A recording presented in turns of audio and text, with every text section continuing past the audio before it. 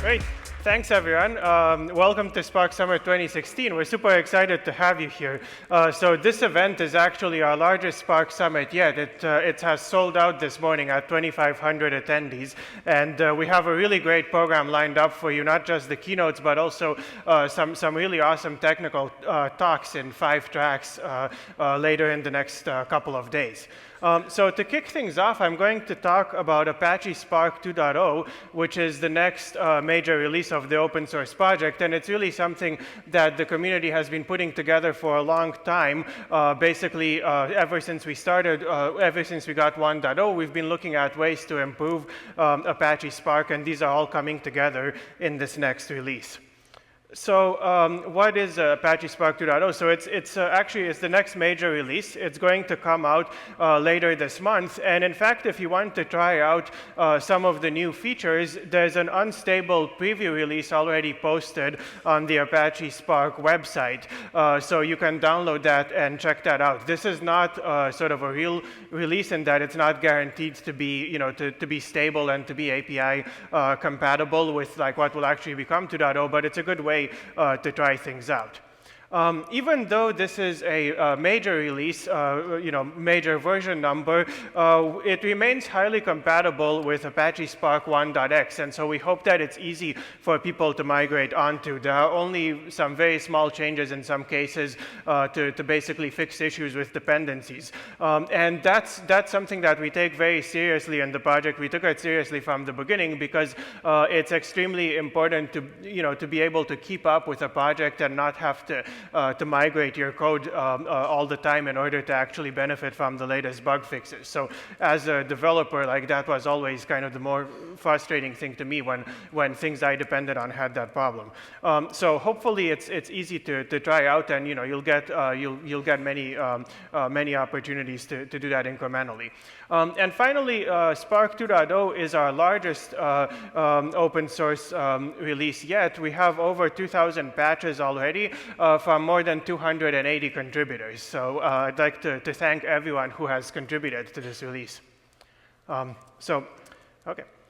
Cool. So just to tell you a little bit about what's going on, I'm obviously not going to be able to cover everything in this short keynote, but basically a lot of the work in 2.0 just goes back to the philosophy we have for the whole project. And this is based around 3 key ideas. So first of all, Spark offers a unified programming model and engine that supports many different types of applications, anywhere from batch jobs to streaming or interactive. And the idea here is that we want to let users build end-to-end applications. We don't want them to have to hook together a whole bunch of systems and reason about how those systems interact. And this has been very useful in the sense that most of the users we see actually combine many of these different processing modes.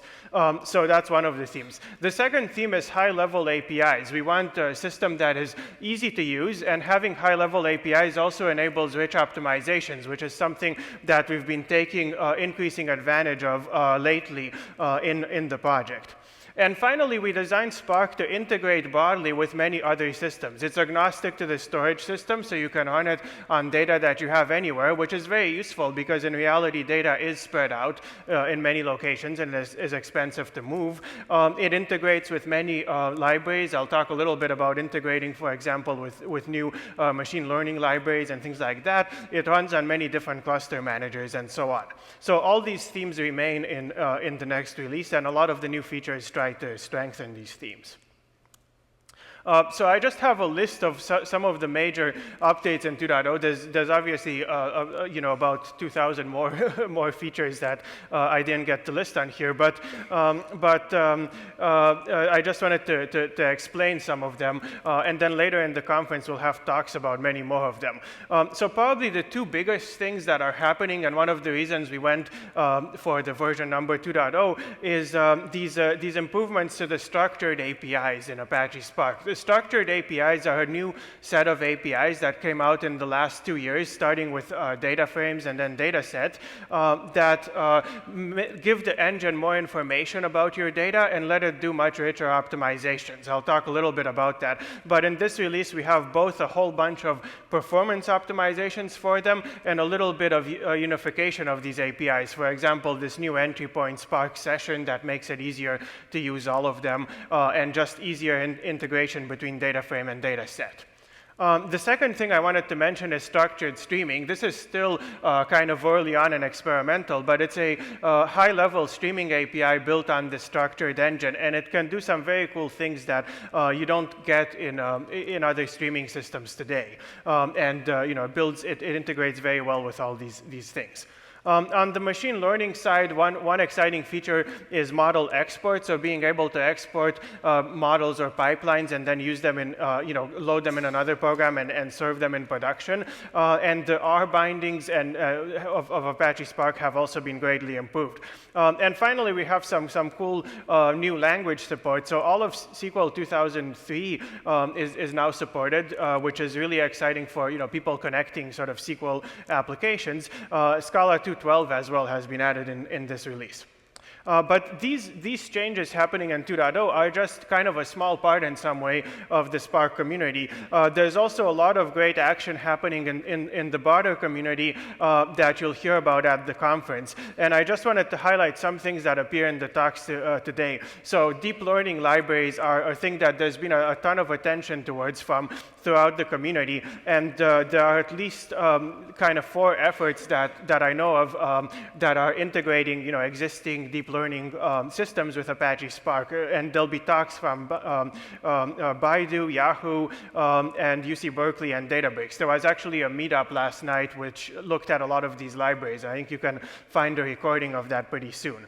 Graph Frames is a new API for graph queries that you'll talk about. There are multiple talks about PyData, the Python data ecosystem, and there are also talks about reactive streams and akka. And finally, there are some really cool language bindings coming out in C# and JavaScript. So these are just some of the things you'll be able to see in the conference. I encourage you to check them out. The really nice thing about all these is, all this work kind of ties together and interoperates together because it builds on this common low-level interface within Spark, which is RDDs and data frames. So that's one of the real strengths of the project, that you can combine these libraries and these optimizations even when completely different people have built them. So in my talk, I'm just going to dive a little into 2 of the things, the ones here, the structured ones, and then you'll get to see many of these later in the conference. So just to explain the structured APIs, I think many people may have seen them in the past couple of years, but they are kind of new to Apache Spark. These are some APIs that, again, are designed to give Spark more information about your computation and your data so it can do more optimizations. And the first one that came out is the data frame API. So this is modeled after R data frames and pandas. And basically, this runs on the same engine as Spark SQL. It lets you access data from a variety of data sources. In this little snippet, we're just reading some JSON, and it automatically figures out a schema for the JSON data. And then it lets you do these database-like operations or pass in custom code. So here, we're taking some events from a JSON log file, and we're joining it with a table of users. Maybe this is sitting in a database like MySQL. And then we group stuff by location and status of the log message. And we figure out the average, duration of those visits or something like that. And then maybe we filter out, okay, only the ones where the status was an error. So this is kind of the API, pretty simple kind of high-level operations. But the really cool thing about these structured APIs is that the engine then optimizes them in a very similar way to how a database, for example, would optimize a query plan. So in a case like this, for example, we get an optimized query plan where we can do stuff like push this filter for error above the join because we'll never read the messages that don't have errors and so on. This is a thing that is much harder to do for the RDD API where you just get Java functions. On top of that, using things in this API, we also get very efficient execution. So Spark actually generates code at runtime that combines all these operators and is kind of the same thing as if you'd written the whole program, in a single block. But of course, you don't have to do that. You can have a modular program made out of many different operators. And the dataset API, which I haven't shown here, is a similar thing, but with static typing. So these are kind of the structured APIs. They've been one of the areas with the most attention in Spark. In 2.0, we have some really cool improvements to these.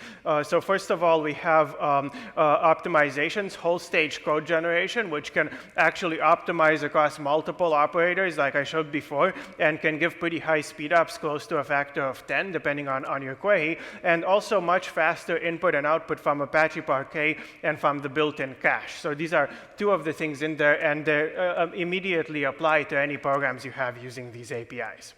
And then the second thing we have in 2.0, which is pretty exciting, is structured streaming. This is a higher level API for streaming that's also built on data frames and this engine. And it includes a lot of higher level features like working with event time, timestamps external to your data, windowing sessions, and support for many sources and sinks. But the thing that really sets it apart from other streaming engines is that it also supports interactive and batch queries on the same data in a consistent fashion.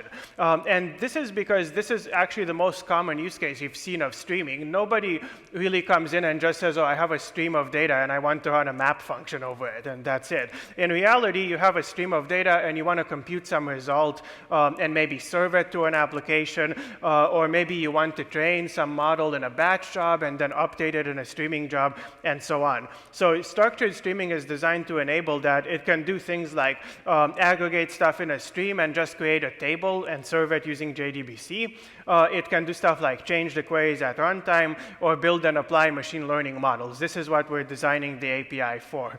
And the name we have for this is not just streaming, but it's kind of end-to-end continuous application. So you should be able to do both the serving part and the computing part of your streaming application in one piece. So that's structured streaming. The other thing that's really cool and unique about structured streaming is the way we're setting up the API. And again, this is, the whole thing is still early on, but I encourage you to try out the version in 2.0. So to do the API, we looked and we thought a lot of streaming APIs are actually very complex. You need to think about corner cases, failures, late data, all this kind of stuff. And instead, we decided to have the same API basically as batch processing. So in Spark 1.x, we had this notion of data frames, which are essentially a finite table of data, and you can do different operations on it, like group by and average and so on.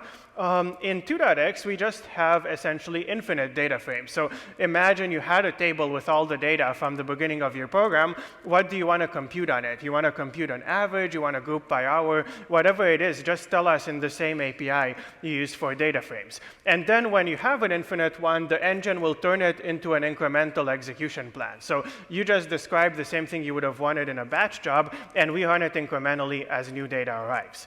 And this is how, this is kind of how the API works. So as a super simple example, there's a batch job here that basically loads data from Amazon S3 and then writes it into MySQL. So this is just, you could write this today in Spark data frame. So we read some JSON data from S3, we do a group by user ID and hour to find the average latency, and then we write it to MySQL. So this is pretty reasonable kind of batch job. To turn that into a continuous job with structured streaming, you just have to change two of the operators here. So instead of opening the bucket once, you tell it you want to read a stream, and then as new data arrives, the job will automatically update the result in MySQL. And then here at the bottom, instead of saying, write the data once, you say start stream. So this is pretty cool because you don't need to worry too much about things like late data and so on. You just tell it, keep the MySQL table in sync with this result, and the engine will handle that for you. So you can find out a lot more about these things in the conference. I'm not going to have the time to cover all of them, but I'm highlighting these talks up here. So there are talks on structured APIs, structured streaming, a lot of the machine learning things, and multiple talks on the broader community projects I mentioned. And I definitely encourage you to try the preview package as well. So hopefully you'll learn a lot more about them in the next couple of days. Cool. So the kind of final thing I wanted to talk about is growing the Apache Spark community. And here I'm really excited to mention two new initiatives from Databricks that are designed, to help everyone better use Apache Spark.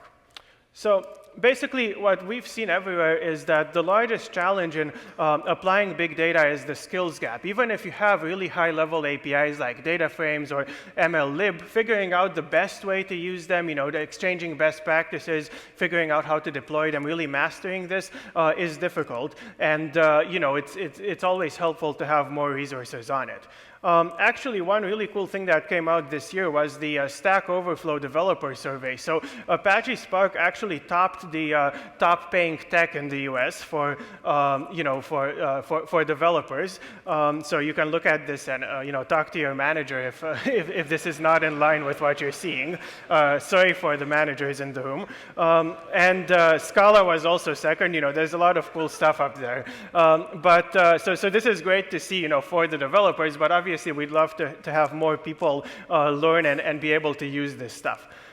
So we're really excited to announce today GA of Databricks Community Edition.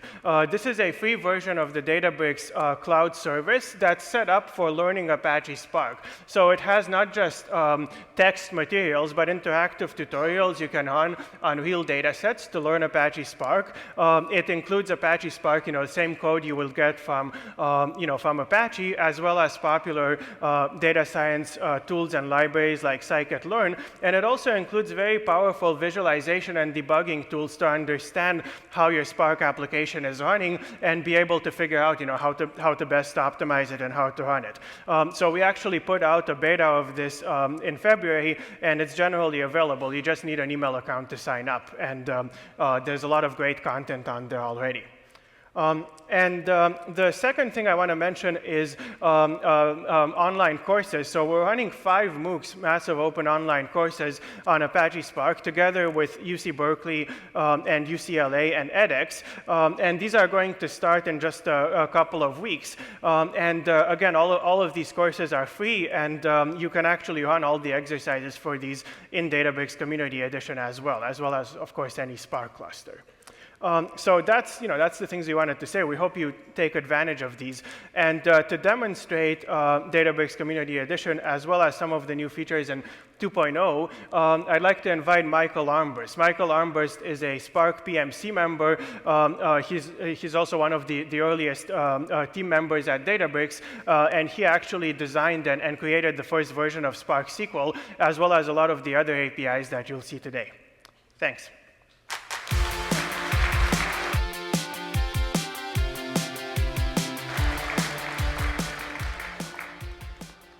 Well, thank you very much, Matej. I am super excited to be here today to demonstrate exactly how you can use Apache Spark 2.0 inside of my favorite platform, Databricks Community Edition, which, as Matej just announced, is now available to everyone in the world for free. So head over to databricks.com and sign up. And after you've done that, you can go to the login screen to get into your personal workspace. So I'm going to start by logging in.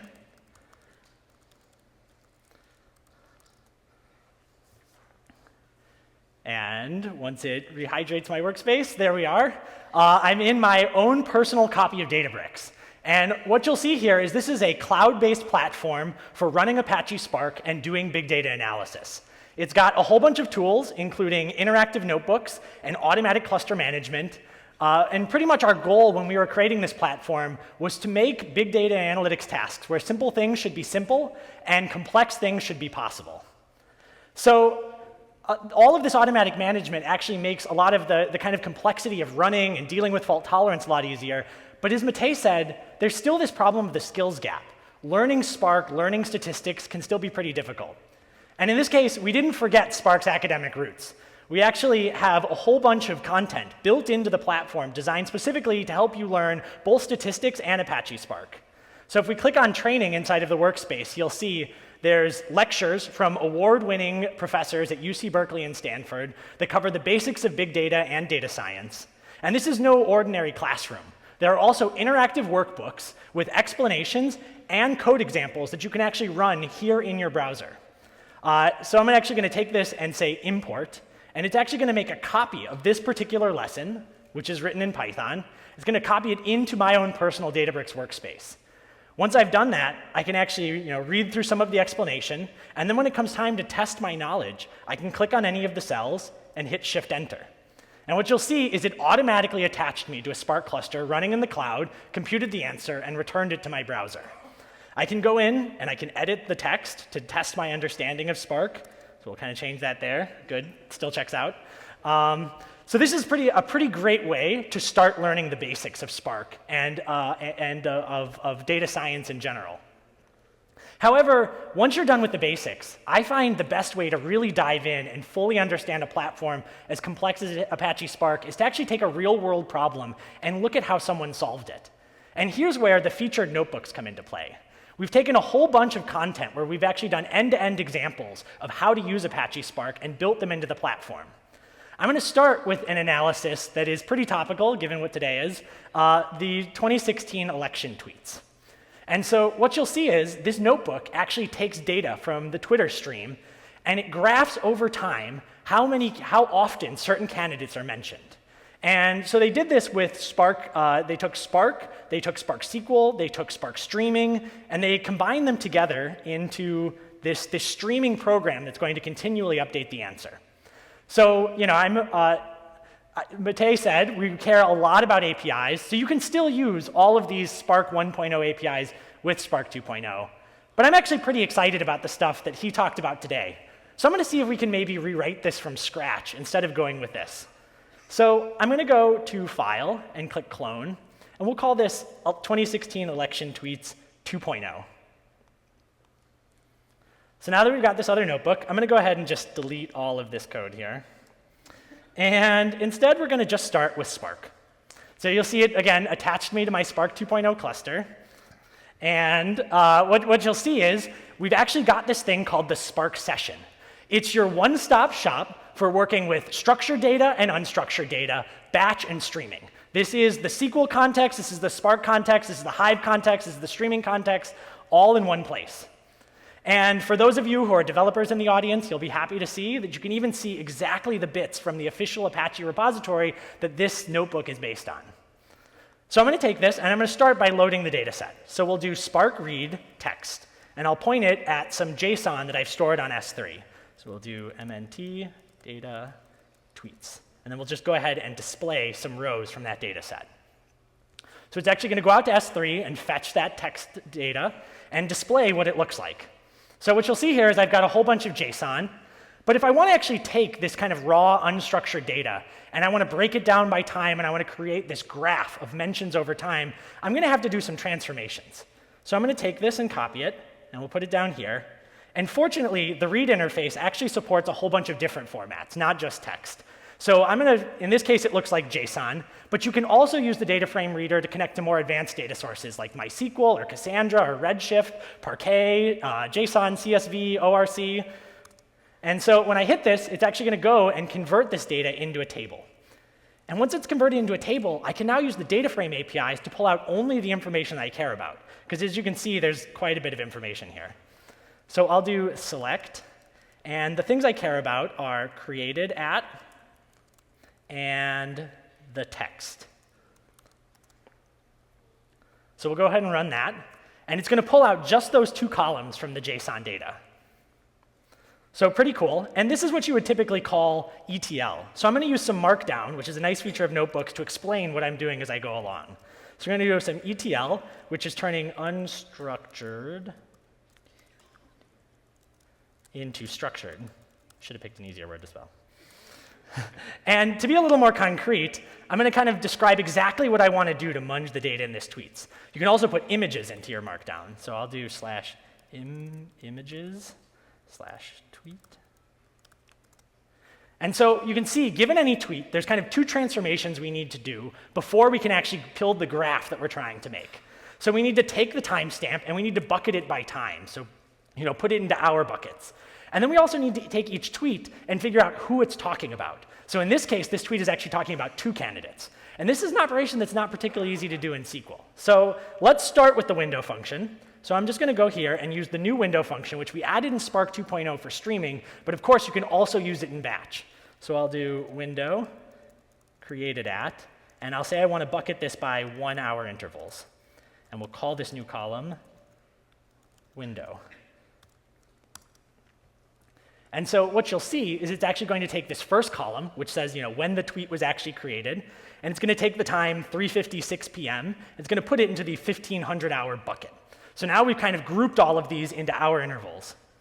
So now this assigning tweets to candidates is actually a little bit harder.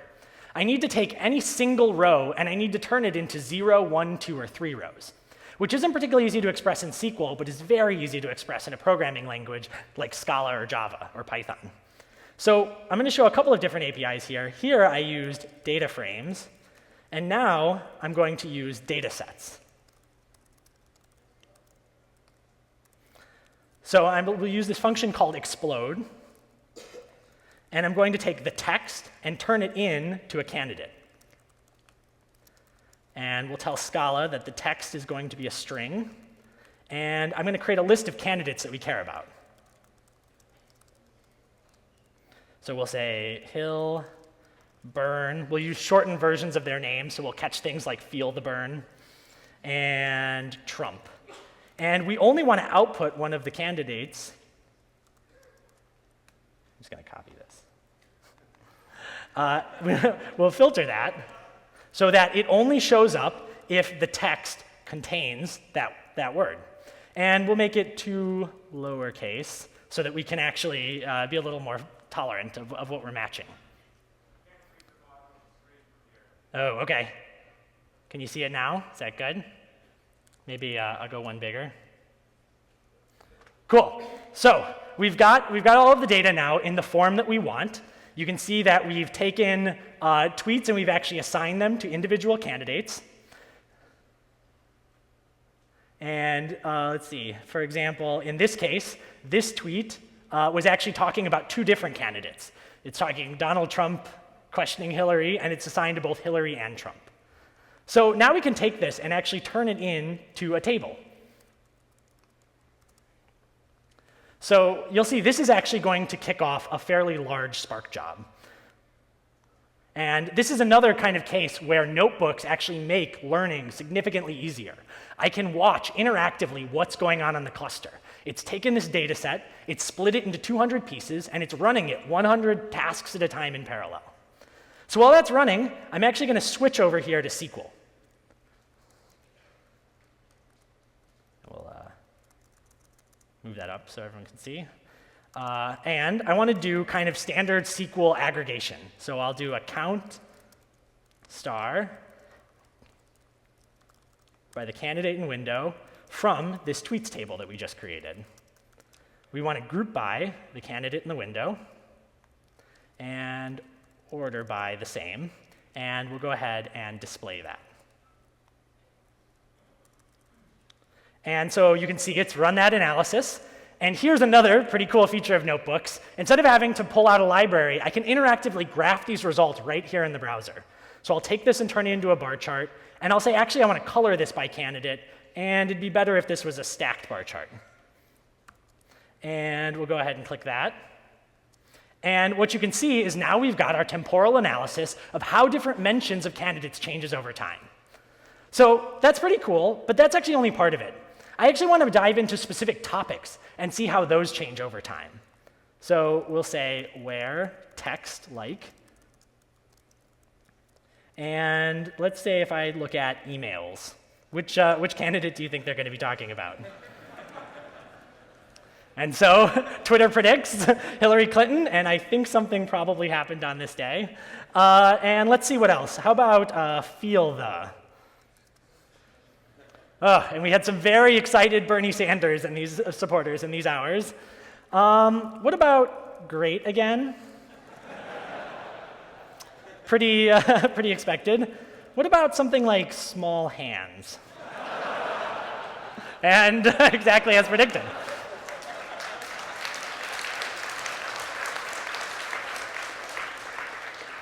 OK, so at this point, you're probably saying, I was promised streaming, and here he is doing all of this analysis on data from the 22nd of last month. And unfortunately, I've got bad news for you. If you're expecting me to come on stage and write a bunch of streaming code, I'm not going to do that, because I'm actually just going to take this batch code, and I'm going to copy this cell, and I'm going to paste it down here. And this is the true power of structured streaming and the unified APIs in Spark 2.0. All I have to do is take the exact same code I used in batch and point it instead at the a replica of the Twitter fire hose, which I set up earlier.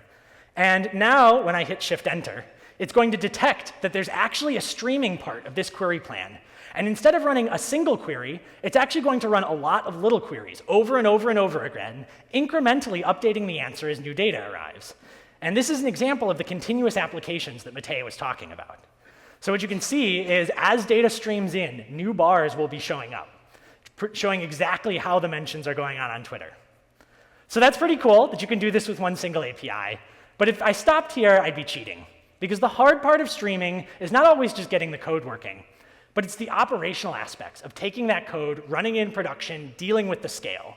And this is another case where I think the interactive notebooks really shine. So here you can actually see a chart that's showing how we're processing data. And it's showing a couple of things. This top chart here is showing the rate at which data is arriving and the rate at which we're processing it. And in fact, that orange line is not good. We're falling behind. Data is arriving faster than we can process it. That's pretty embarrassing. But it turns out I'm not worried, because Matej promised me that there were going to be some performance improvements in Spark 2.0. So let's go ahead and turn those on. These are actually turned on by default, but dramatic effect and everything. We'll go ahead and flip those on. And now that I've run this code gen command, what it's actually going to do is when it gets to the next batch, it's going to re-optimize the query plan. And the old query plan that was working with a single tuple at a time, passing it in between operators, has now changed. And instead, we're code genning an entire batch of operators in one thing. And it's, as you can see, significantly faster.